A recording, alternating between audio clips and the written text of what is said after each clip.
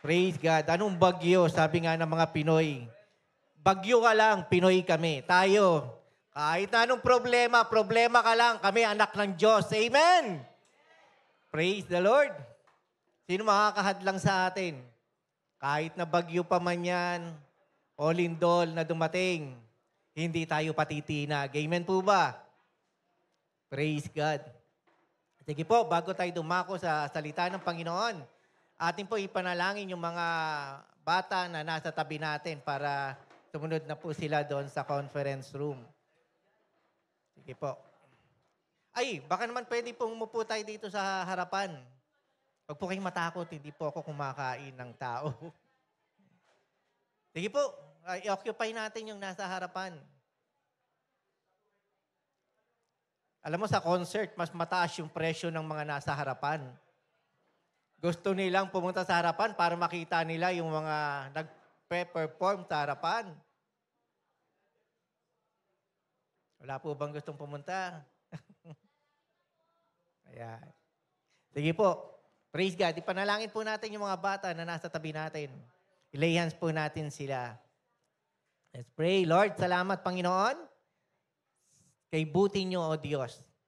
Lord, ang mga salita nyo, Panginoon, na nagsasabi na ang mga batang ito ay minamahal nyo.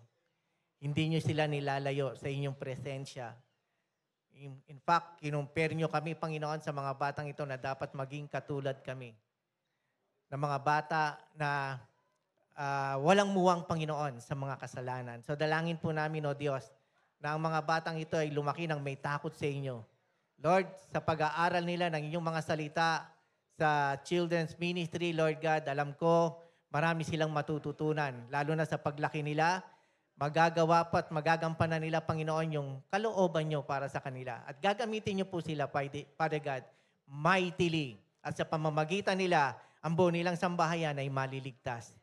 Lord, sa umagang ito, Panginoon, anuman ang message nyo, Lord God, sa amin, Lord, sa oras na ito, dalangin ko na magkaroon kami ng bukas na puso't isipan na matanggap namin ang inyong mga salita na buhay, Panginoon, sa amin, na isang buto na tatanim at lalago na sa aming pananampalataya, Panginoon, ay tunay na masasabi namin, Lord God, na kay buti nyo sapagkat ang mga salita nyo, bagamat masakit, ay ito ang nakakapagbago sa amin, Panginoon, para kami makatungo ng naayon sa gusto nyo mangyari sa amin. Dalangin ko po, Lord God, Lord, ang banal na Espiritu, Panginoon, kayo pong siyang magbigay ng katuruan sa amin para maunawaan namin ang inyong mga salita. Salamat po, Panginoon. Magkaroon kami ng expectant heart, Lord God, na matatanggap namin ang mga salita nyo sa umagang ito. We rejoice in you, Lord God. We bless your name. Binabalik namin sa inyo, Panginoon, ang lahat ng kapurihan at pasasalamat sa pangalan ni Jesus. Amen, amen. Sige po, muli nating palakpakan ng Panginoon. Praise God. Alam niyo po, itong nagdaang linggo, dami naapektuhan. Sino po mga naapektuhan ng baha dito sa Olongapo? Yung mga iba, pinasok sa loob ng bahay. Di ba? So, nakakalungkot man, naglimas, may mga nasirang mga gamit, pero alam nyo, kung may mga nawala man sa atin, ang pinangahawakan natin, ibabalik sa atin ng Panginoon yan. Amen po ba? Nananampalataya ba kayo na yung mga, merong mga kayo nasirang mga gamit o nawalang mga gamit, ibabalik ng Panginoon sa iyo? Magtiwala lang at manampalataya tayo sa Diyos. Amen po ba? Praise God. At maraming mga naapektuhan. Yung mga ibang lugar, until now, ay merong pang walang ilaw. Hindi pa rin nakakaranas ng nanliwanag. Bakit? Kasi nga, naapektuhan yung mga kuryente, di ba? Yung mga ibang kable, may namatay pa nga na nakuryente, di ba? So marami ang mga naapektuhan, may mga casualties tayo dahil sa nagdaan na kalamidad. Praise God, sa kabila ng lahat, ay nagpupuri pa rin tayo sa Diyos. Amen po? May mga nawala ng ilaw sa Calao. Nag-message si Pastor Alalen kahapon, nawala silang ilaw ngayon. Hindi ko alam kung ano nang nangyayari, pero sabi nila, magpapatuloy pa rin yung service sa kanila sapagkat meron silang rechargeable na speaker. Mga kapatid, walang pwedeng humadlang sa atin kung tayo ay patuloy na magtitiwala at mananangan sa Panginoon. Amen po ba? Ngayon, kung ikaw ay nalilihis, pinapakita sa atin ang liwanag, kaya lang ayaw mong dumaan sa liwanag. Alam mo, binigay na ng Panginoon sa atin ang liwanag. Bakit? Kasi si Jesus mismo na tinanggap natin sa buhay natin, na nasa puso na natin, ang nagbibigay ng liwanag. The problem, hindi pa rin tayo lumalakad doon sa landas na ipinapakita na sa atin ng Panginoon. Parang mas gusto pa rin natin na lumilihis doon sa liwanag. So mamaya ay mapapag-aralan po natin bakit, ano ang dahilan. So ang topic po natin ngayon is all about, sige po, paki-post lang po. I am the light of the world. Amen. Sino po naniniwala dito? Yung mga hindi nakapagsabi ng amen, baka hindi nyo po nababasa sa Bible. Na sinabi po niya, I am the light of the world. Sige po, pakibukas po natin sa John chapter 8, verse 12. Basahin po natin. Ito po. Muling nagsalita si Jesus sa mga Pariseo. Kausap ni Jesus sa mga Pariseo dito. Ang sinabi niya, ako ang ilaw ng sanlibutan. Mga kapatid, tayo ay naririto sa ibabaw ng mundo na punong-puno ng mga problema, punong-puno ng sigalot, punong-puno ng mga pangangailangan, pero sinasabi ng Panginoon sa atin, ako ang ilaw ng sanlibutan. Ibig sabihin, pinakita na sa atin ng Panginoon kung ano ang dapat nating makita dito sa ibabaw ng lupa. So bakit dumarating pa rin sa sitwasyon natin na nagkakaroon pa rin tayo ng mga katanungan? Kasi alam naman natin, dito sa ibabaw ng lupa, sabi ng Panginoon, di ba? In this world, you have many tribulations. Marami kang daraan ng pagproblema, pagsubok, but take heart, I have overcome the world. Amen! Sabi ng Panginoon, napagtagumpayan ko na yan. So, ibig sabihin, ikaw na dumadaan sa mga pagsubok, kaya mong pagtagumpayin. Hindi dahil sa lakas mo, hindi dahil sa katatagan mo, wala tayo kung tutusin mga kapatid eh. Pero dahil sa biyaya at kalakasan na binibigay sa atin ng Panginoon, nalalagpasan natin yung mga pagsubok. Amen po ba? Pasimula pa lang po yan. At pag-aaralan po natin kung ano itong I am na nagsasabi na siya ang liwanag. Ang sabi rito, ang sumusunod sa akin ay magkakaroon ng ilaw sa kanyang buhay at di na lalakad sa kadiliman. Mga kapatid, sino po tumanggap sa ating Panginoong Jesucristo dito? Sige nga po, pakitaas ng kamay. Sino po ang tumanggap sa ating Panginoong Jesucristo na sinasabi niya, Panginoon, tinatanggap kita bilang Panginoon ko at tagapagligtas. Amen. So kung si Jesus ay nasa puso mo, kapatid, ikaw ay nagliliwanag. Parang hindi kayo convinced. Pastor, hindi talaga ako convinced. Sa dami ko pinagdaraanan. May sakit yung mga asawa ko, mga anak ko. Katatapos lang, meron na naman, may problema na naman.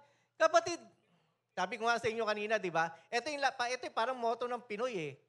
Bagyo ka lang, lindol ka lang, Pinoy kami. Bakit? Kasi napapagdaanan natin, pero nalalagpasan natin. Pero hindi yan yung ating sinasabi. Problema ka lang. Ang gulo ng pamilya ko, pero si Kristo nasa akin. Mapapagtagumpayan ko ito. Amen! Palakpakan natin ang Panginoon. So kung ang liwanag ay nasa puso mo, dapat magliwanag to. Yung light na nasa puso mo, dapat kumikinang to. Check nyo. Tingnan nyo yung katabi nyo. Hindi ba't kita nakikita? Baka umaandap na yung ilaw sa puso mo. Kapatid, pagliwanagin mo yan, ha? Amen? Baka nga, umaandap-andap na yung liwanag sa puso natin. Bakit? Kasi nga, sa dami ng mga problemang pinagdaraanan natin. Ang sabi po rito, ang liwanag ay parang katulad ng isang lighthouse. Ano po ba ang lighthouse? Sino po yung mga nakita? Dito sa Subic, meron lighthouse eh. Diba? Parola. Sa tabing dagat, Bakit? Kasi ito yung gabay sa mga sheep pag dumarating sila o papaalis sila para hindi sila malihis ng landas. So ito yung liwanag na gabay nila para dun sa daan na kanilang tinatahak. Baka hindi nyo alam kung ano yung pribilehiyo na nung time na tinanggap nyo ang Panginoon sa buhay nyo. Yung liwanag na yan na siyang nagbibigay sa atin ng tamang daan kung saan tayo patungo. Anong direksyon tayo. Amen po ba?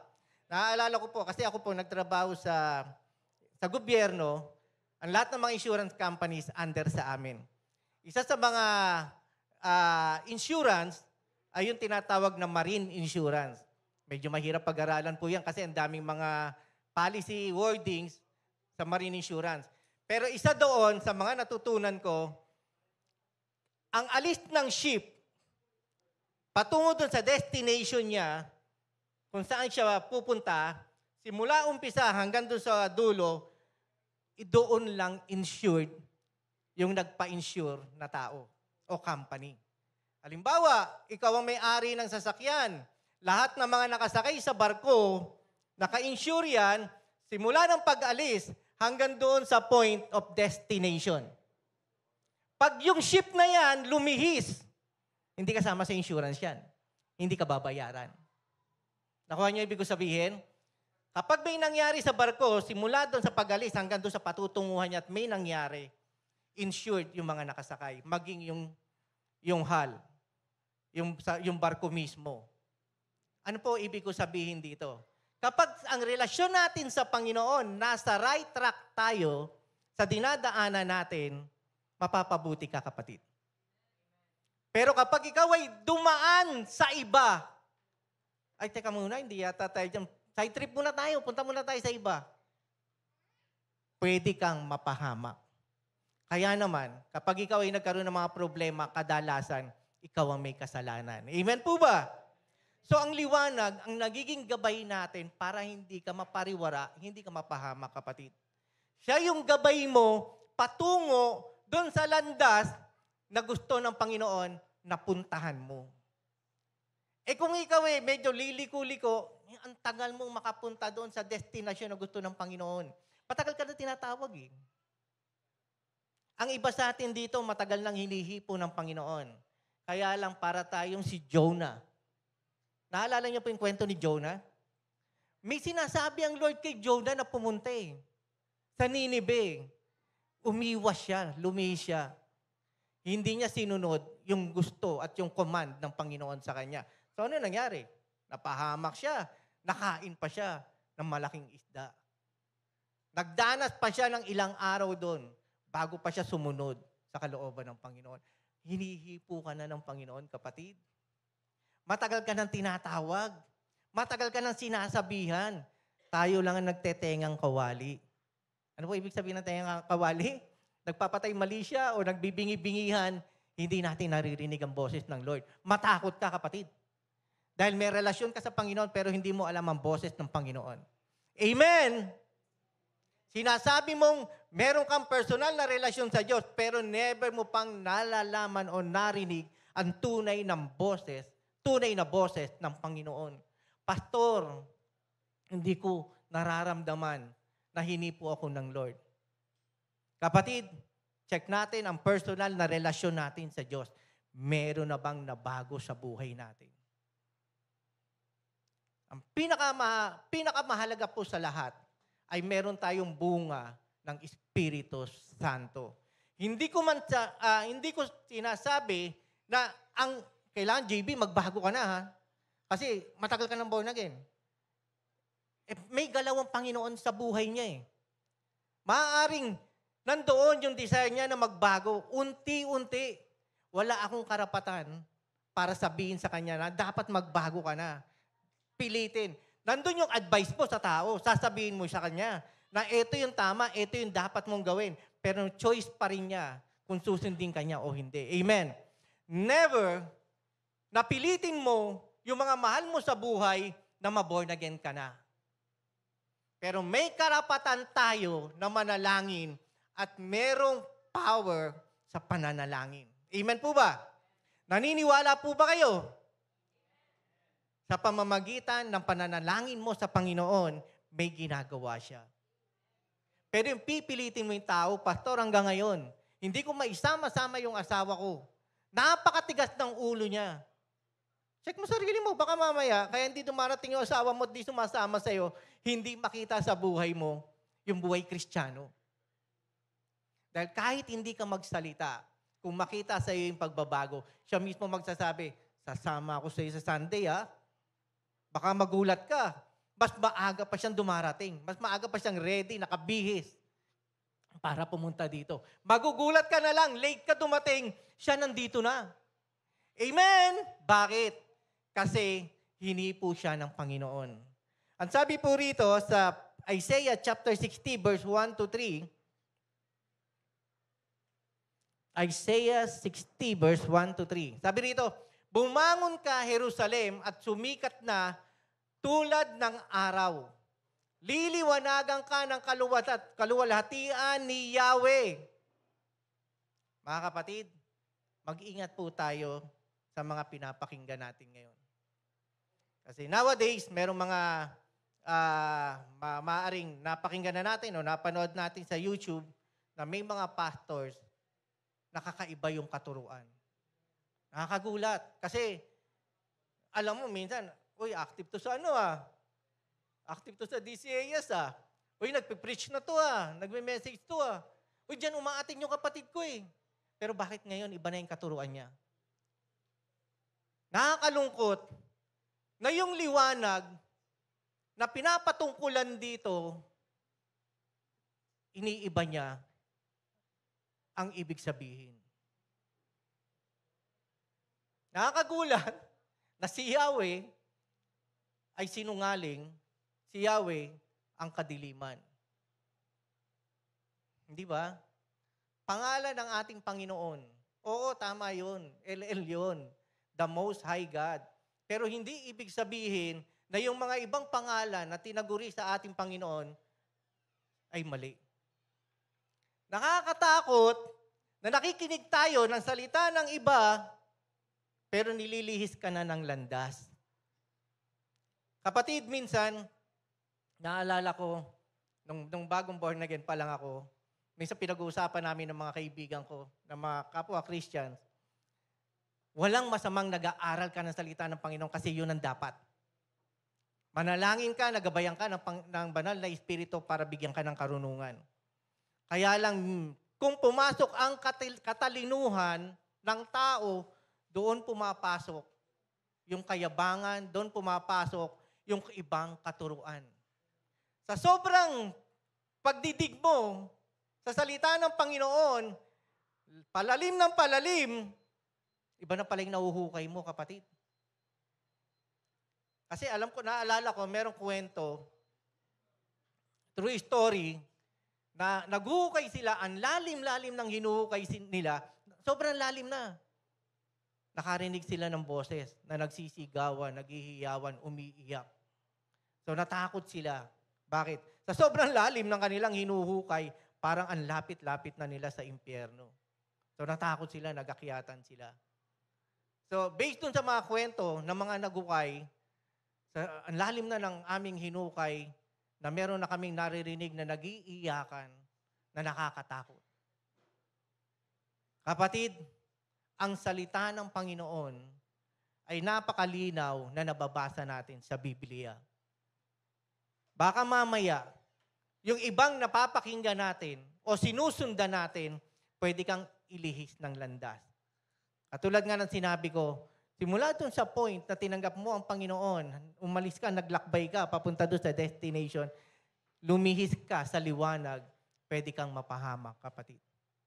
Kaya nga sa pag-aaral ng salita ng Panginoon, unawain, intindihin natin sa pamamagitan ng karunungan na binibigay ng Panginoon sa atin. Amen po ba? Amen! Kung hindi ka nagbabasa ng salita ng Panginoon, pwede kang mapahamak. Kung kami na mga pastors na nagme-message dito, at pwede ka naming iligaw, pwede kang iligaw kapag hindi ka nagbabasa ng salita ng Panginoon. Check nyong maigi. Salamat sa mga kapatiran na nagte-take down ng notes at pinag-aaralan pagdating sa bahay. Bakit po? Ako ganyan po ako noon Talagang sinusulat ko yung mga messages, o yung verses, na naririnig ko, pagdating ng bahay, pinag-aaralan ko. Bakit? Kasi ayokong makinig lang. Gusto kong pag-aralan kung tama ba yung sinabi ng pastor sa harapan. Baka mamaya mali na yung sinasabi niya. Amen po ba? Ang sabi po rito, mababalot ng kadiliman ng buong daigdig, ngunit ikaw ay liliwanagan ni Yahweh at mapupuspos ka ng kaluwalhatian. Amen. So tayo daw po ay liliwanagan ni Yahweh. And then sabi rito, next verse, sa verse 3, ang mga bansa ay lalapit sa iyong liwanag. Ang mga hari ay pupunta sa ningning ng iyong pagsikat. Mga kapatid, alam mo bang nakaka-attract yung liwanag na nasa sa atin kapag nasa atin ang Panginoon? Kung ikaw ay nagpapatuloy sa relasyon mo sa Diyos, yung liwanag na ito lalo pang nagmamanifest sa buhay natin. And magugulat ka na lang, yung mga tao na nasa paligid mo, hindi ka pa nagsasalita, sasabihin nila sa'yo, naniniwala ako, born again ka. Kasi the way ka kumilos, the way ka magsalita, the way mo isinasa pamuhay. Amen. Meron kang office mate. Tapos nalaman, parang sa amin, meron akong office mate born again, pero hindi niya sinasabing born again siya. Kahit nga ako, hindi ko alam na born again siya. So, nung nalaman namin na born again siya, nagkaroon kami ng Bible study sa opisina, born again pala si ganito. Hindi nga. Born again ka nga? Talagang inano pa no? Inimbestigahan pa talaga saan ka umattend. O, matagal ka ng born again? Alam mo yun, bakit? Kasi hindi mo makita na born again siya. Hindi mo makita na sinasapamuhay niya salita ng Panginoon. Amen po ba? Ay nakikita mo, laging kasama yung mga office mate namin na manginginom. Nagmumura. Pagdating sa usapan, siya yung laging bangka. Tapos ang pinag-uusapan, puro karaswaan. Amen? Para siya pa yung magsasabi na, ako, may kwento ako dyan, may kwento ako. Tapos sasabihin mo, born again ka. Anak ka ng Diyos. Nasa iyo yung liwanag. Pero puro mga kalaswaan, yung mga sinasabi mo.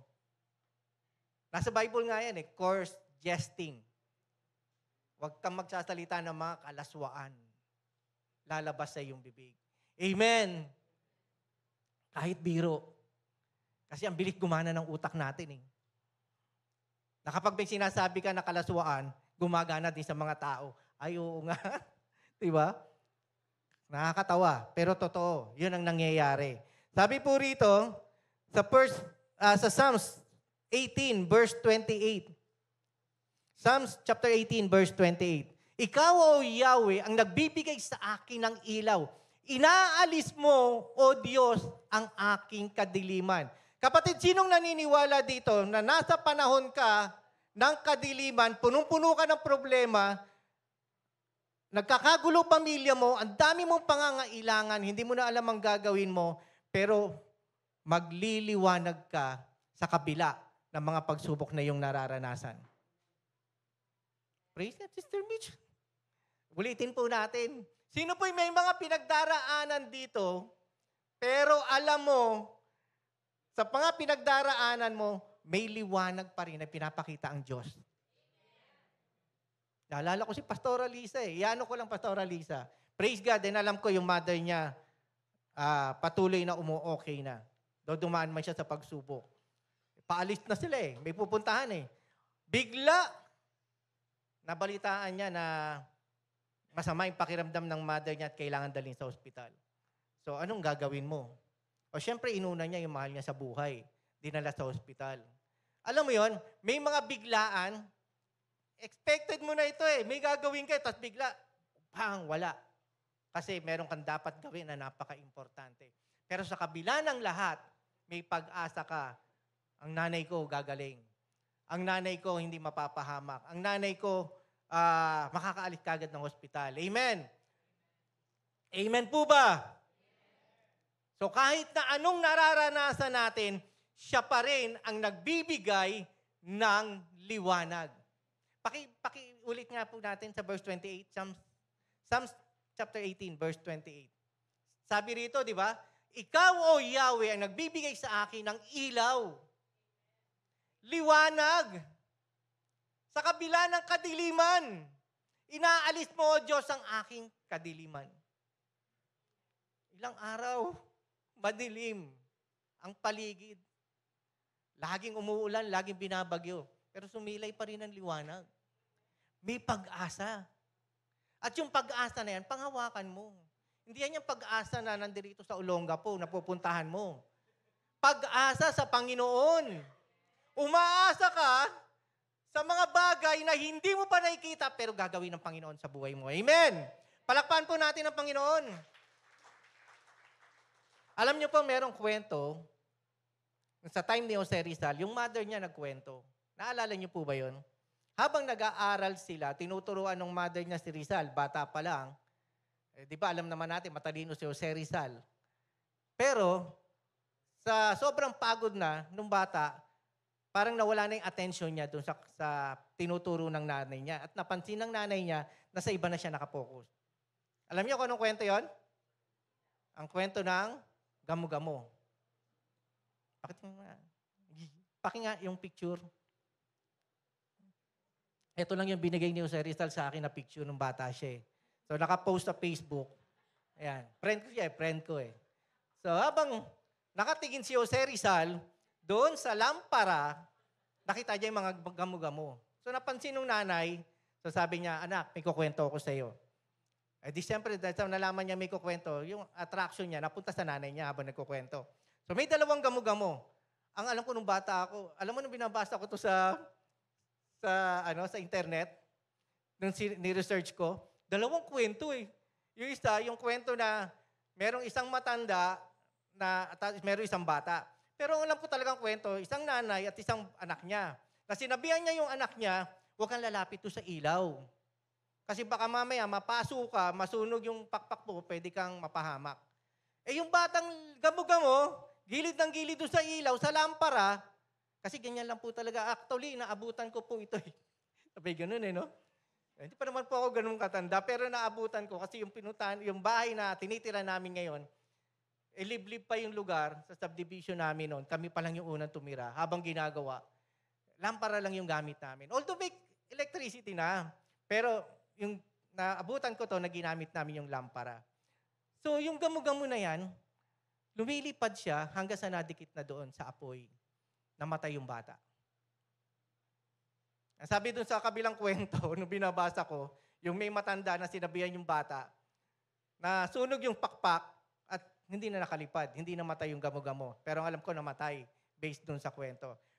Anyway, yung kwento na yon ay patungkol doon sa yung pagsunod mo doon sa sinasabi sa'yo kung ano dapat, kung ano tama. Kapag hindi ka sumunod, mapapahama ka, kapatid. Pero ito yung sinasabi ng Panginoon sa atin. Yung liwanag na gustong ipakita ng Panginoon sa atin na dapat natin puntahan, hindi ka pahamakan. Amen po ba? Hindi ka mapapahamak. Bakit ka napapahamak? Dahil baka mamaya, iba ang gusto mong mangyari. Yung sinasabi ng Panginoon sa iyo, ayaw mong tanggapin. Kasi nakalagay sa Bible, darating ang panahon na maghahanap ka ng katuruan na gusto mo lang tanggapin. So kapag nakakasakit ang salita, ayaw mong tanggapin.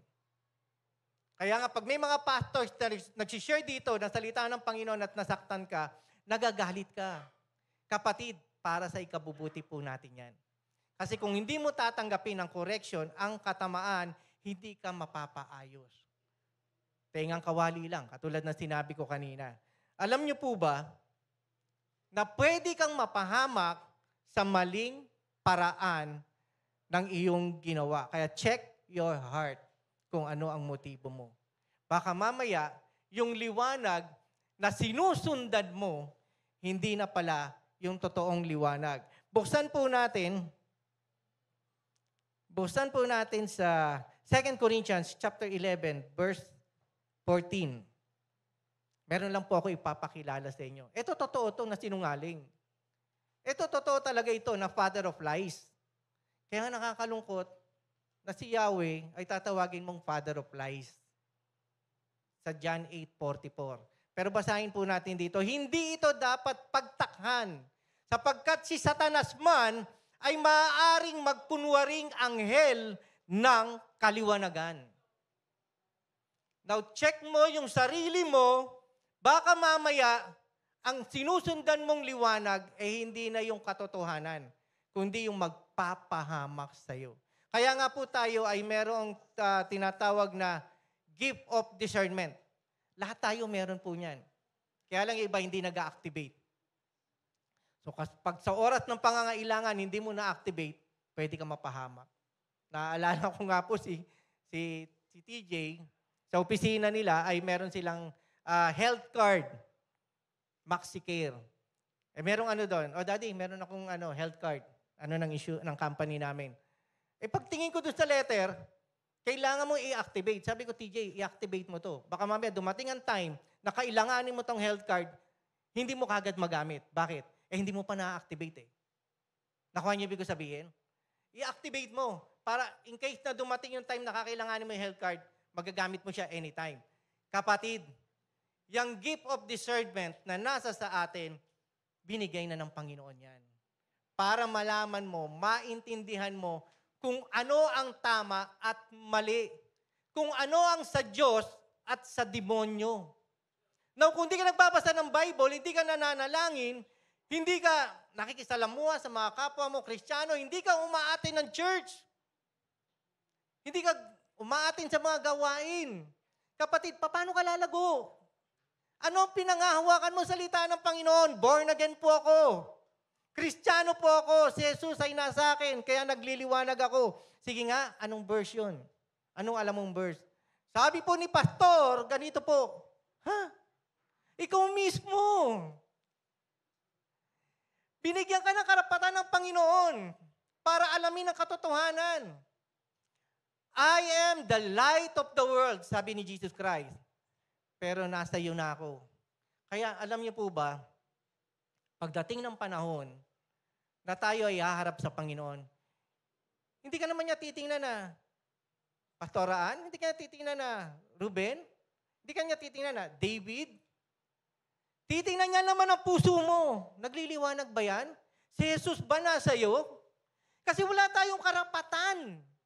Dahil sa kahinaan natin, may mga nagawa tayong mga pagkakamali, pero dahil sa grace ng Panginoon na nasa sa atin, si Kristo nasa puso natin, kaya tayo namumuhay ng naayon sa kalooban ng Panginoon. Kaya kung wala si Jesus sa puso mo, pag umarap ka sa Diyos, hindi ka makakapasok sa kanyang kaharian. Amen? Amen po ba? Kung ikaw ay nananatili sa Panginoon at ang Panginoon ay nasa iyo, ikaw ay maliligtas.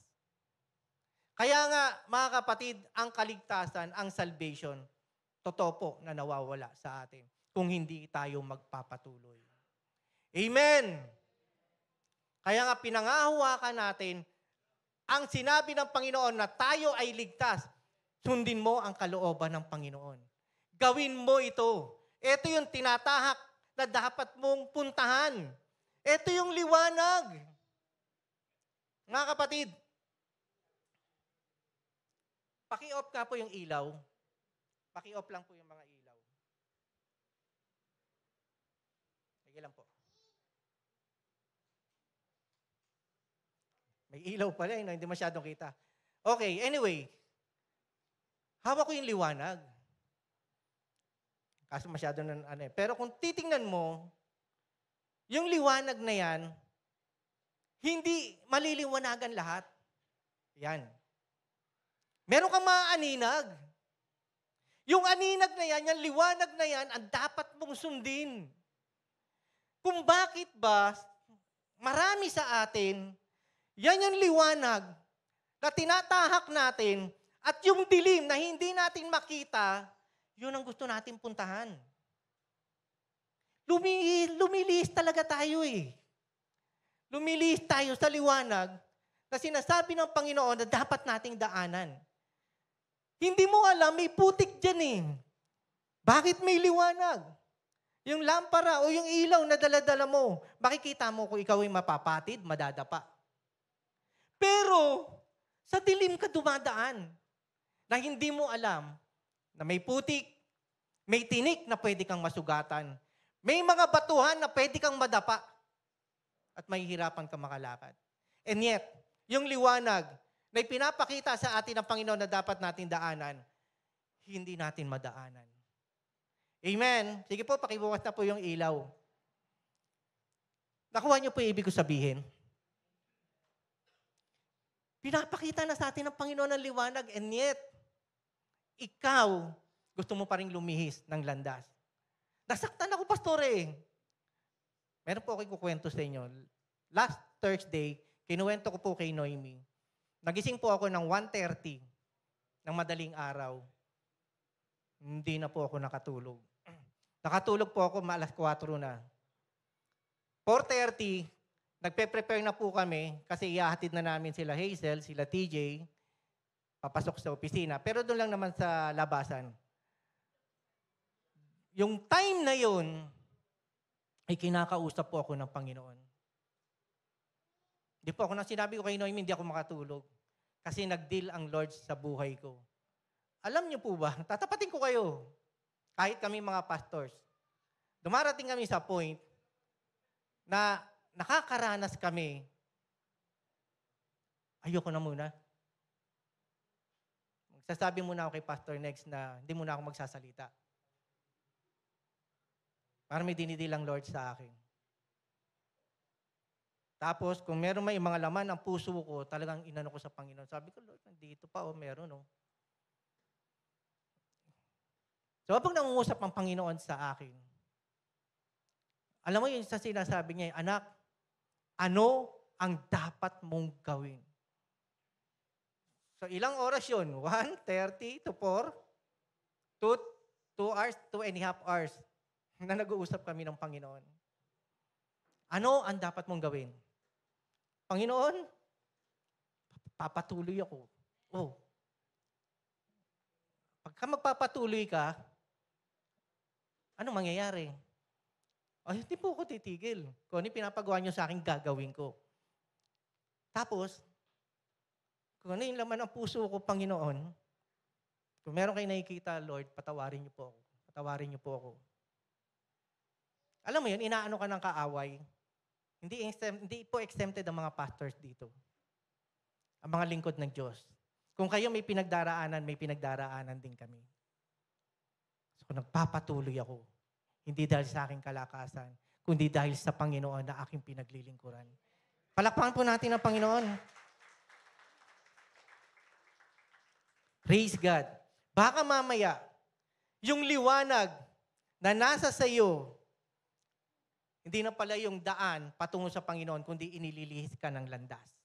Amen? Kaya maging sensitive po tayo sa gawa ng kaaway.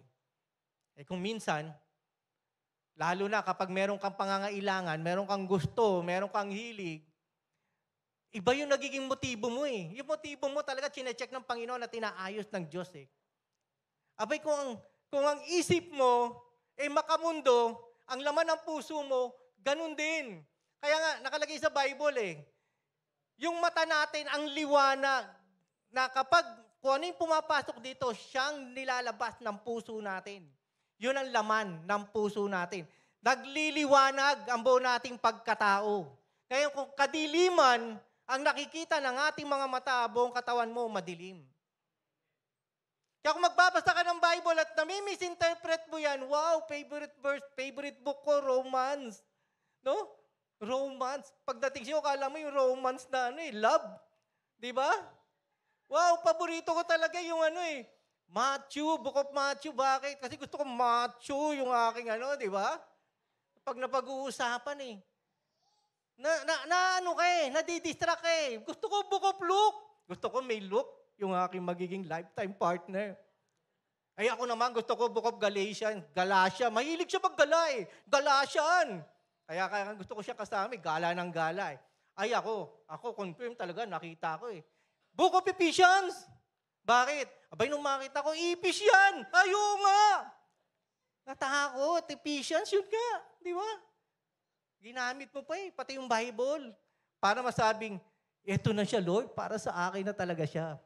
Mga kapatid, pag nadidistract ka ng mga bagay na makamundo, check mo sarili mo, baka mamaya, hindi na yung kalooban ng Panginoon ang nasusunod mo, kundi yung motibo mo, yung gusto mong mangyari sa'yo. Naalala ko yung sinabi ni Pastor next nung Thursday, di ba? Permissive will. Sa kakulitan mo, inalaw na lang ng Panginoon, so nung napalpa ka, mali yung decision mo, gusto mo eh. So inalaw ko na lang. Hinayaan ko na lang na mangyari. Di ba? Kung gusto mo mag-asawa, laman ng puso mo mag-asawa, simula nung bata ka, hanggang sa tumanda ka, pag-aasawa gusto mo. Kapatid, wag mong hanapin yung asawa mo, hanapin mo ang Diyos. Bahala si Lord sa iyo. Amen! Children ministry pa lang. Nagkakaroon ka na ng mga class. Oy, mga bata pa kayo, di ba? Yun na kagad ang puso nyo. Tapos umattend ka na ng youth ministry. Magtapos ka muna ng pag-aaral. Baka mamaya kung ano-ano mga gawin mo. Abay, pagkatapos ng youth, young pro ka na eh. Lord, nagkakaedad na ako. Kaya nagpo-post ka na ng puro kasal. Kasi gusto mo na mag-asawa. Dumating yung time. Lord, women's fellowship na ina-attend ko. Kananayan na to, Panginoon, wala pa akong asawa. Hindi ako matawag na nanay kasi nga wala pa ako asawa. Lahat na dinaanan mo eh, no? Check natin sarili natin. Check natin sarili natin. Walang masamang yumaman. Kaya lang, check mo sarili mo. Bakit gusto mong maging mayaman? Baka mamaya ang focus mo nasa kayamanan. Amen. Kung ano yung laman ng puso mo, yun ka. Kaya unahin mo ang Panginoon sa buhay mo para magliwanag ang buong buhay mo. Amen? Palakpan po natin ang Panginoon. Praise God. Light symbolizes holiness. So kung ang liwanag ay nasa sa iyo, yung holiness o yung pagkatao, yung ano ng Panginoon, kailangan makita sa buhay mo na gumagawa ka ng kabutihan. Goodness, yung knowledge and wisdom na nasa sa iyo. Hindi ka mapapariwara, kapatid, kung ang liwanag ay nasa sa iyo. Kapag asahan at yung mga revelation ng Panginoon. Ngayon, kung yung liwanag na yan, medyo napalihis ka, na-discarril ang buhay mo. Alam niyo po ba yung relays ng train na dinadaanan? Isa lang po ang daan yan. Kaya nga magkahiwalay po yan eh. Isang papunta doon, isang papunta rito.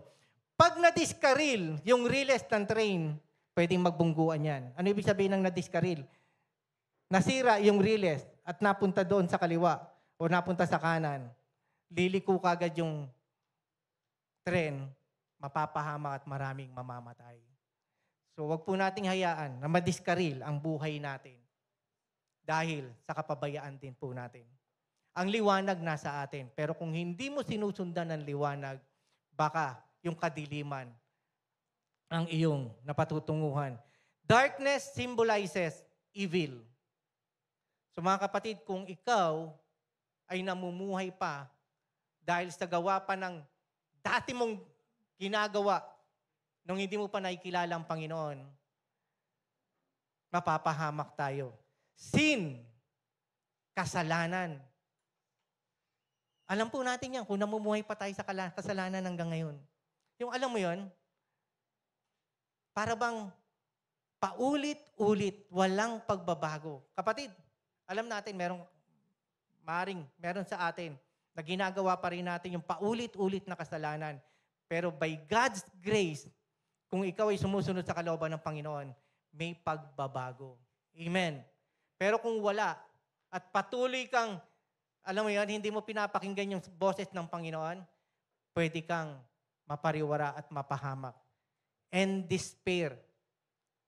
Yung mga pwedeng makasira ng buhay mo, depressed ka, may anxiety ka, may mga pinagdaraanan ka, lahat na pwedeng makasira. Bakit? Kasi nandoon ka sa dilim. Hindi mo pinili ang liwanag. Sabi po sa John chapter 3, verse 19 to 21. John chapter 3, verse 19 to 21. Sabi rito, ganito ang paghatol ng Diyos. Naparito sa sanlibutan ang ilaw.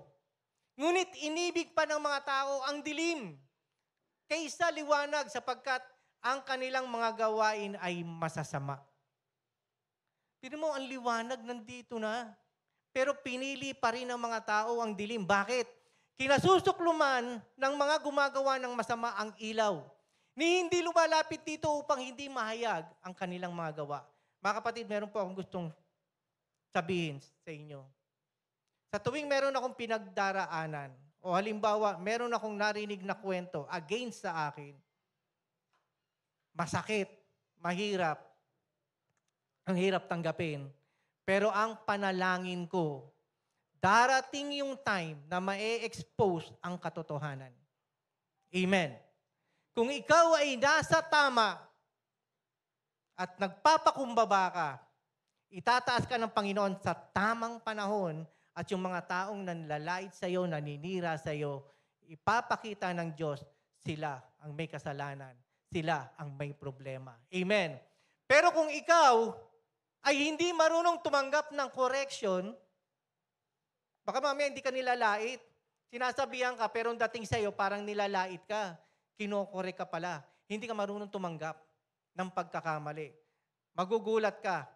Malalaman mo, i-expose sa iyo ng Panginoon yung laman ng puso mo, kapatid. Sigurado ka ba na ang puso natin ay punong-puno ng liwanag?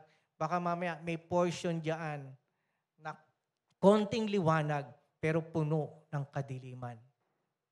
Nakakatakot. Kaya pala ang tao ayaw na magpakita sa liwanag kasi may expose siya. Kaya gusto niya na laging nasa dilim para hindi ma-expose yung mga maling ginagawa niya. Amen! Ewan ko lang pero maaaring merong mga tao na noong pa, yung ginawa mong pagkakamali na ayaw mong sabihin, ikaw lang nakakaalam between you and God dahil nakakahiya. Alam mo yon? Meron kang pinagdaanan na nakakahiya na ayaw mong sabihin. Pero kung ikaw ay nagsisinungaling pa at may ginagawa kang hindi maganda, baka dumating yung panahon na i-expose ka ng Lord. Kasi walang lihim na hindi na ibubunyag, lalo na sa presensya ng Panginoon. Amen po ba? Kaya natatakot ang mga tao na pumunta sa liwanag dahil ma-expose siya sa mga pinaggagawa niya. Next verse, sabi po rito, ngunit, ang namumuhay ayon sa katotohanan ay lumalapit sa ilaw upang maihayag na ang mga ginagawa niya ay pagsunod sa Diyos. Yung kinukwento ko po sa inyo, na nung last Thursday na madaling araw, naginising ako ng Panginoon. Na ang tagal namin na nag-uusap. Totoo po. In-expose niya ako, inano niya ako. Meron pa dyan, anak ko. Meron pa dyan sa puso mo. Bakit ka nagkakaganyan until now? Bakit meron ka mga pinagdaraan ng mga ganyang situation? Lord, patawarin niyo po ako. Sorry po. Sorry po talaga. Patawarin niyo po ako. Hindi ko kaya. Pero malalagpasan ko to sa tulong niyo, Panginoon. Amen? Kinuwento ko kay Noemi. Kinuwento ko sa kanya yung mga nangyari. Praise God. Inaayos tayo ng Panginoon. Hinuhubog niya tayo. Amen po ba? Naalala ko yung sinabi ni Joshua nung siya yung nag-message sa prayer meeting. Sabi niya, darating pa rin ang time na madadapa ka. Totoo naman, di ba? May stumble ka, ma-open ka, masasaktan ka. Totoo naman. Even sa pastor, ma-open ka eh. Pastor kita, nakasakit ka. Darating ang time na yan. Ma-open ka, masasaktan ka. Pero hindi ibig sabihin na ayaw ka na. Amen! Sino ba nagtagumpay? Ang Panginoon sa buhay mo o ang diablo? Kasi umayaw ka eh. Kaya nga ang umaayaw, hindi nagwawagi. Bakit? Umayaw ka na hindi kalooban ng Panginoon. Yung mga nasa online po, hindi lamang po sa atin. Meron lang po sinasabi ang Panginoon. Meron po dito na nag-iisip na magpatiwakal. Magpakamatay. Kung sino ka man kapatid, huwag mong ituloy yan. Mahal na mahal ka ng Panginoon. Huwag mong kitilin ang buhay mo. Mahalaga ka sa Kanya. Kung may problema ka sa pamilya, sa pinansyal, sa sakit, sa mga nararamdaman mo, may pag-asa. At kahit nararanasan mo yan, huwag kang bibitaw kapatid. Patuloy kang magtiwala. Mahalaga ka sa paningin ng Panginoon. Gusto niya maligtas ka. Wag na wag po nating kitilin yung buhay natin. Amen po ba? Siguro may mga nag-experience din sa atin dito. Nung bata pa, gusto na magpakamatay. Matatawa ka nga sa akin eh. Minsan kinaaway ako ng kuya ko nung bata ako eh. Ayoko na, gusto ko na mamatay. Siguro ganyan. Dalaga kayo. Inaapi niyo ako. Mga ganong ano lang eh, no? Gusto na magpakamatay, no? Lumayas nga ako ng bahay eh. Ilang oras lang, nung nagutom ako, umuwi na ako eh. Alam mo yun? Sabi ko, anong gagawin ko rito? Gutom na ako, hindi uwi na ako. Parang wala lang nangyari. Sabi ng father ko, oy, kumain ka na. Tagal mo sa labas ha. Ganun lang. Di naman niya alam na naglayas ako. Di ba? Nakakatawa. Pero yun ang nangyayari. Ba't mo kikitili ng buhay mo, kapatid? Mahal na mahal ka ng Panginoon. Amen? Ayaw niyang putulin yung buhay mo ng ikaw. Kukunin ka niya sa takdang panahon. Amen po ba? Amen. Sinasabi natin dito, sino gustong pumunta ng langit? Amen. Pero pag sinabi ng sinong ngayon na, wala na nagsasabi, di ba? Ganon tayo mga kapatid eh. Kaya nga lagi nating sinasabi na, ayoko muna umuwi. Huwag muna tayong umuwi. Di ba? Isa kinakanta mo eh, no? Huwag ka muna umuwi. Ayoko muna umuwi, Lord. Mahal ko pa buhay ko. Tama lang. Mahal natin buhay natin. Kaya huwag mong pigilan. Huwag mong hayaan na magpadala ka sa kaaway at kunin ng kaaway yung buhay mo. Hindi ang Panginoon. Hindi desisyon ng Panginoon yan. Hindi gusto ng Panginoon yan. Gusto niya, makasama mo siya sa tamang panahon. Amen? Kaya nga, pag kinitin mo buhay mo, umayaw ka. Ano ibig sabihin? Ayaw ko na. Punong-puno na ng problema buhay ko, ayaw ko na. Kaya totoo yung yung nakausap kong kapatiran eh. Pastor, totoo yun. Pag may mga problema ka, ang daming mong iniisip, ang daming bumubulong sa'yo.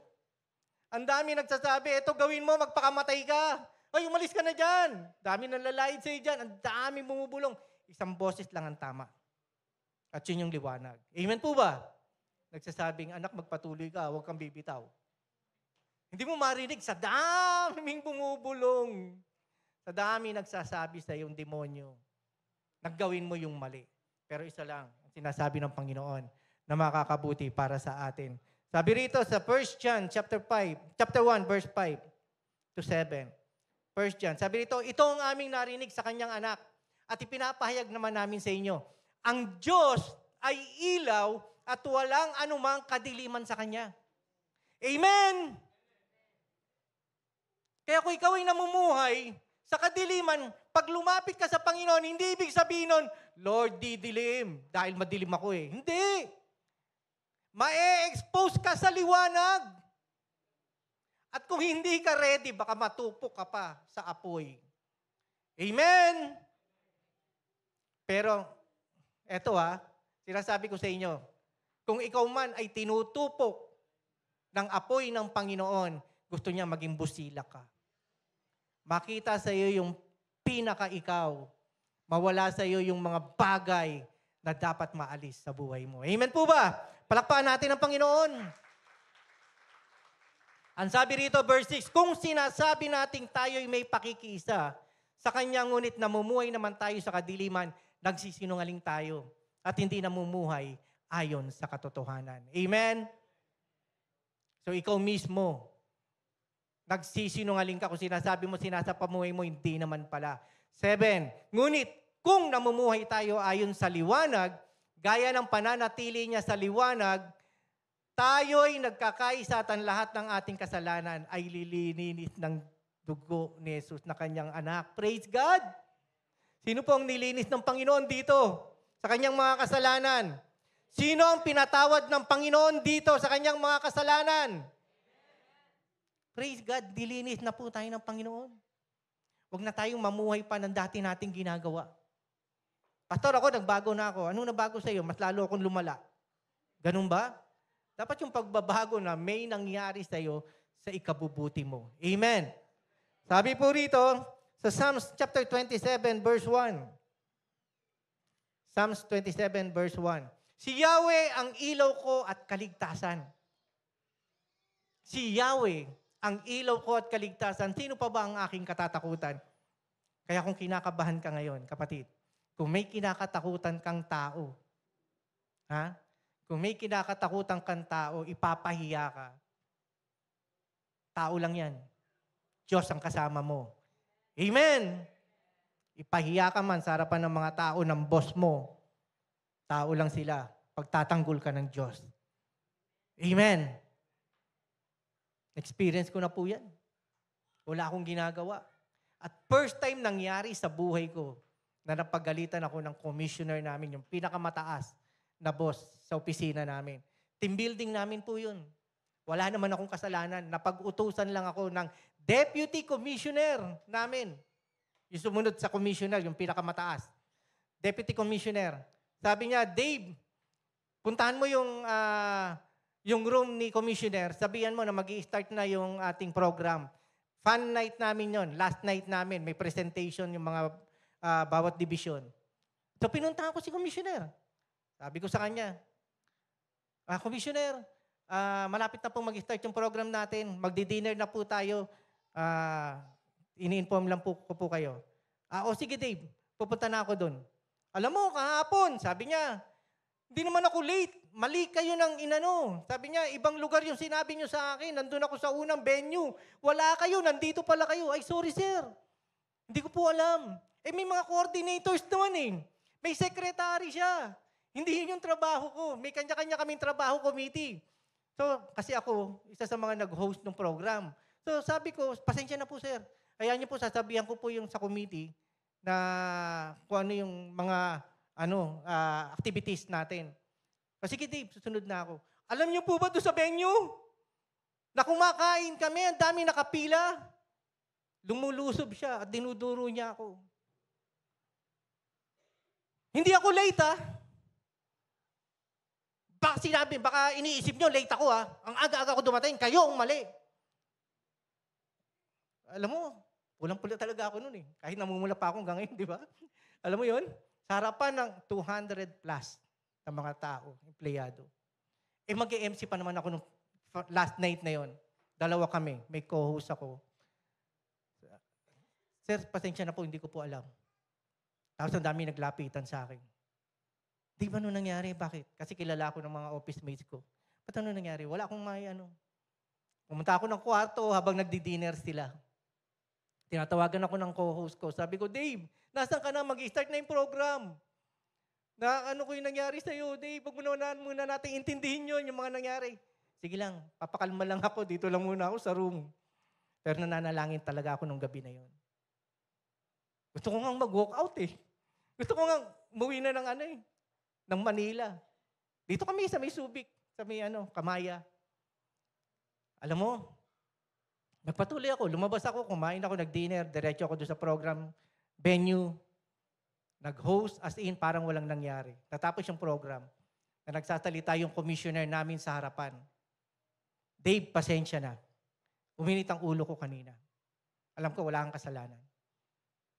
At alam mo po ba, Saturday yun, Sunday nag-uwian kami, Monday may pasok. Pinatawag niya ako sa opisina niya, kinakabahan ako talaga. Napahiya na ako, pinatawag pa niya ako sa opisina niya Ano na naman to? Pagagalitan na naman ba ako? Tapos pagdating doon, Dave, pasensya na. Diabetic kasi ako, bigla akong high blood. At hindi ko alam yung mga nababanggit ko. Eto, tingnan mo nga sa table ko, ang daming trabaho. Kaya, pasensya na, sabi niya. At alam mo po ba, na sumunod na team building, pinagalitan pala siya ng mag-ina niya. Kasi kasama niya yung mag-ina niya Ba't ganun ang ginawa mo kay Dave? Walang kasalanan yung tao. Pinagalitan talaga siya. Kaya sumunod na team building, nahihiya siya. Na sinasabi doon sa mga office mates ko, na si Dave walang kasalanan na napagalitan ko. Pero siyempre, yung damage nandun na, di ba? Narinig na ng mga tao, ng mga office mates ko. Pero I really praise God. Dahil ginamit ng Panginoon din yun para i-allow na ako ay ma-promote. Alam niyo po ba nagkaroon ng promotion? Pinili niya ako para ma-promote. Sa masakit na paraan. Alam mo yun? Sa masakit na paraan na naranasan ko. Pero sabi ko, Lord, salamat. Salamat. So yung mga bagay na nangyayari sa atin, kala mo nasa dilim ka ngayon na marami kang pinagdaraanan. Inaalaw ng Panginoon yan sa situation mo na hinuhubog ka para maibigay sa iyo ng Panginoon yung napakagandang plano niya na dapat mong malaman. Huwag mo ipagpilitan yung gusto mo. Huwag mo tanggapin yung permissive will. Ang tanggapin mo yung will ng Lord sa buhay mo. Amen! Palakpakan natin ang Panginoon. Masakit man, mahirap man, dumadaan ka sa mga pagsubok. Pero inaalaw din ng Panginoon yan para ka tumibay, tumatag sa iyong pananampalataya. Sabi po rito, alam niyo po ba na nung time na sinasabi ng Panginoon that I am the light of the world, na ang Panginoon ay nasa atin, don't you know that you are the light of the world? Kayo mismo, tayo mismo, liwanag din ang sanlibutan. Kasi nasa atin ang Panginoong Jesucristo. Amen? Amen po ba? Naniniwala po ba kayo? Sabi rito sa Matthew chapter 5, verse 14 to 16, kayo ang ilaw ng sanlibutan. Ang isang lungsod na nakatayo sa ibabaw ng burol ay hindi maitatago. Wala din namang taong nagsisindi ng ilaw at pagkatapos ay inilalagay yon sa ilalim ng malaking takalan. Sa halip, inilalagay yon sa talagang patungan upang matanglawan ang lahat ng bahay. Kapatid, ikaw ay nagliliwanag. Saan ka man magpunta, yung pabor ng Panginoon nasa iyo. Alam mo ba yung favor na sinasabi? Minsan di mo alam, pupunta ka sa isang lugar, Lord, wala akong kilala. Panginoon, anong gagawin ko? Anong uunahin ko? May papadala ng Panginoon ng maraming tao. Tutulungan ka, aalalayan ka. Hindi ka makasakay ng jeep. Nung manalangin ka, daming tao. Nung manalangin ka, tinugon ng Panginoon, isang jeep na walang laman, mismo sa harapan mo, dadaan. Yung pabor ng Panginoon. Amen! Hindi nyo alam yan, simpleng bagay. Pero ginagawa ng Panginoon yan sa atin. Magtiwala ka. Kaya yung mga maliliit, sinasabi ko lang maliliit kahit napakalaki at napakahirap yung maliliit na mga problemang nararanasan natin, walang imposible sa Diyos. Kapatid, kung ikaw ay may karamdaman, ang focus mo ay pagalingin ka ng Panginoon, walang masama. Pero huwag kang mag-focus doon sa karamdaman mo, mag-focus ka sa Diyos na manggagamot. Kung ikaw ay may pangangailangan sa pinansyal, Lord, i-bless mo ako, walang masama. Pero huwag kang ma-focus doon sa blessing, ma-focus ka doon sa Diyos na nagbe-bless sa'yo. Kung ikaw ay may problema, nangangailangan ka ng kapayapaan, dahil gulong-gulo ka na, kapatid, dito sa mundo, ang daming kaguluhan, pero binibigay ng Panginoon sa ating kapayapaan, kaya focus ka sa Panginoon. Amen! Eh bakit hindi na natin matanggap? Mali po yung motibo natin. Gusto mong gumaling, yes. Pero maraming gumaling ang hindi na bumalik sa Panginoon at nagpasalamat. Nangailangan ng pangbayad, gastos, maraming utang, pinagpala ng Panginoon, iilan lang ang nagpapasalamat. Baka namamali po tayo ng sinusundan. Alam mo, tama yun Pinapanalangin mong gumaling ka. Tama yun, pinapanalangin mo na i-bless ka ng Panginoon. Tama yun Pero, nakalimutan mo yung Diyos na nagbibigay ng kagalingan, nagbibigay ng pagpapala. Nakapokus ka sa maraming bagay. Kapatid, based din sa sinabi ni Pastor Next, I hope hindi nyo ako na-misinterpret. Doon sa kwento ni Maria at ni Marta. Totoo naman, si Marta ay may pananampalataya. Yung passage na binasa po natin, siya ay nagsisilbi, tama po yan. Parang kaplastika naman, pupunta tayo sa isang gawain na pagkatapos ng gawain, ay, walang nag-serve, walang pagkain. Diba? May mga nagsiserve, merong mga naghahanda, merong mga naglilingkod. Ministry po yan Kaya lang ang pinapatungkulan ng Panginoon doon, sa panahon na ikaw ay naglilingkod, hindi ka makapokus sa Diyos dahil abala ka ng maraming bagay. Walang mali kay Marta na makasalanan siya. Hindi siya makasalanan. Mahal na mahal ng Panginoon yung magkakapatid Tama po yun. Kaya lang, baka mamaya, ikaw yung Kristiyano na naglilingkod ka sa Panginoon pero maraming problema na lagi mong iniisip. Kaya ngayon, sa ministry, nagkakaroon na ng initan ng ulo, nagkakaroon na ng problema, at dumarating na sa point na gusto mo nang mag-back out. At maraming nabe-burned out. Bakit? Kasi focus ka sa mga problema na iyong pinagdaraanan. Amen po ba?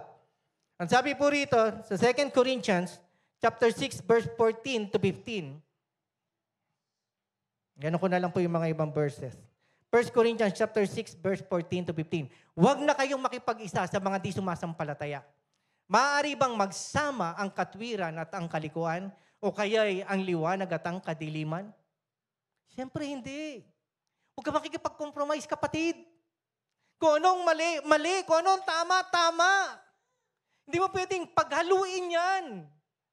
Na nakikipag-compromise ka. Konti lang naman, pastor. Magsisinungaling lang ako kasi pag hindi ako nagsinungaling, mag-aaway kami mag-asawa.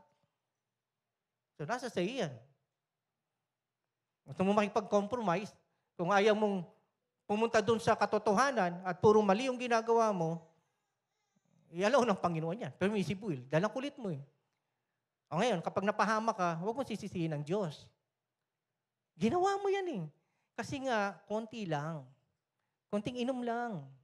Konting sugal lang. Konting mali lang. Pero yung konti na yon, yung pala yung magpapahamak sa atin. Kaya nga sa lies, walang white lies, walang yellow lies, walang blue lies. Di ba? Bakit? Kasi lahat yan, kasinungalingan. Amen! So, pumunta ka dun sa tama. Kasi sabi sa verse 15, maaari bang magkasundo si Kristo at si Belial o ang demonyo? Ano ang kaugnayan na sumasampalataya sa di sumasampalataya? Ay, si brother nakita ko nandun sa bar. Pwede pala yun. Nakita ko, ma-attend siya dito sa church eh. Active pa nga yun, worker yan eh. Pwede palang umattend sa bar. So, atin po, pupunta din ako dun. Amen! So, kapag nakitaan ka, uy, naninigarilyo si sister, si brother. Pwede yun. So, hindi ko natatanggalin. A-attend ako, pero ginagawa ko pa rin. So, it's up to you, kapatid. Pag halu-haluin mo man yan, ipamekos-mekos mo yan, ang kalalabasan yan, mali pa rin. Amen. Micah chapter 7, verse 8 to 9. Micah 7, verse 8 to 9. Sabi rito, mga kaaway ko, huwag kayong magalak dahil sa nangyari sa akin. Kung ako may nadapa, ha? Naglalakad ka, nadapa ka. Nagkamali ka ng ginawa. Muli akong babangon. May decision making. Mali yung ginawa mo, palpak. Balik ka lang sa Diyos. Bangon ka lang.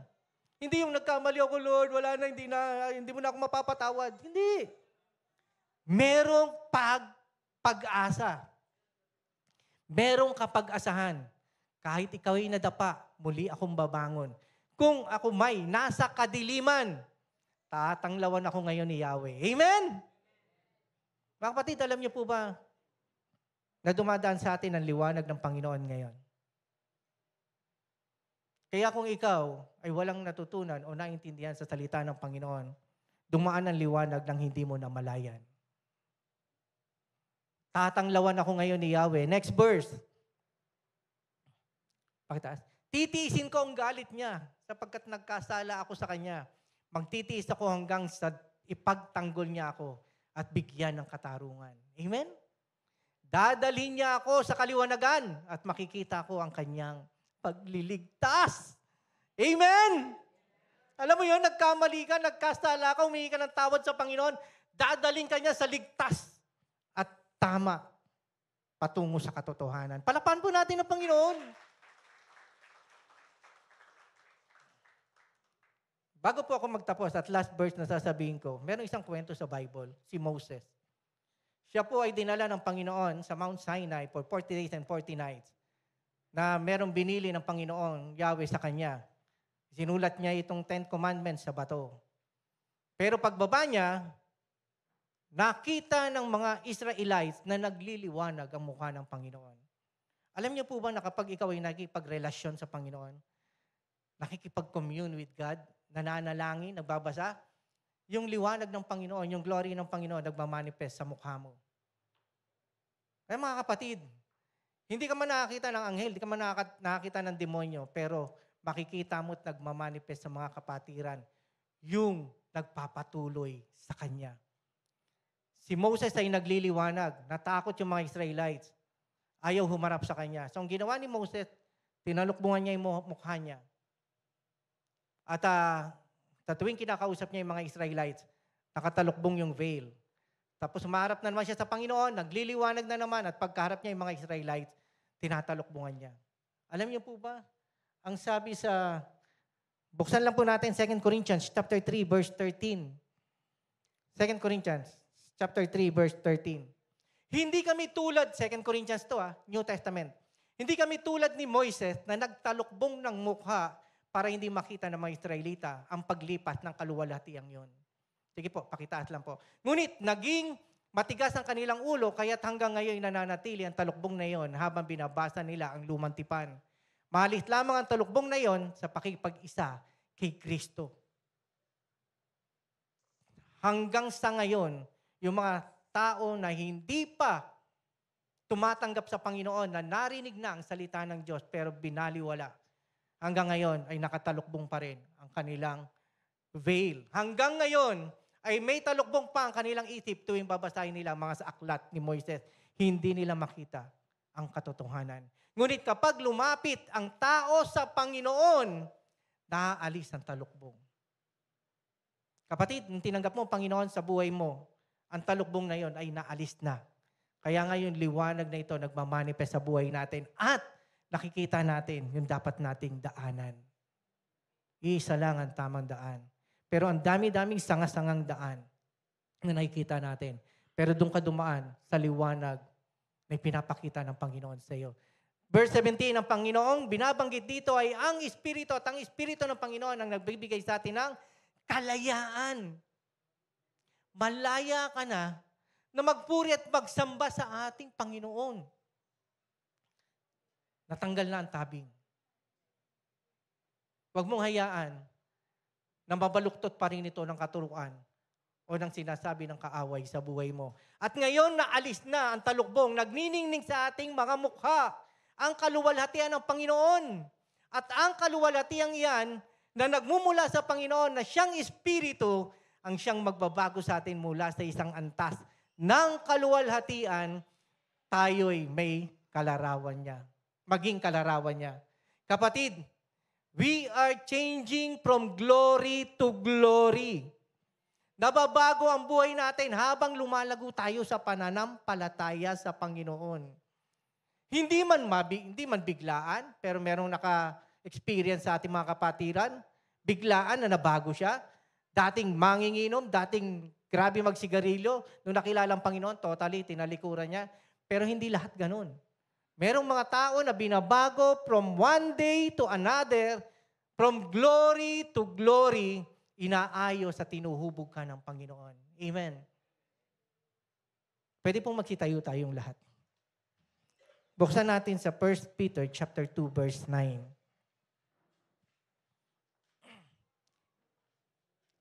1 Peter chapter 2, verse 9. Ang sabi po rito, ngunit kayo'y isang lahing pinili. Kapatid, sabihin nyo nga sa sarili nyo, ako'y lahing pinili.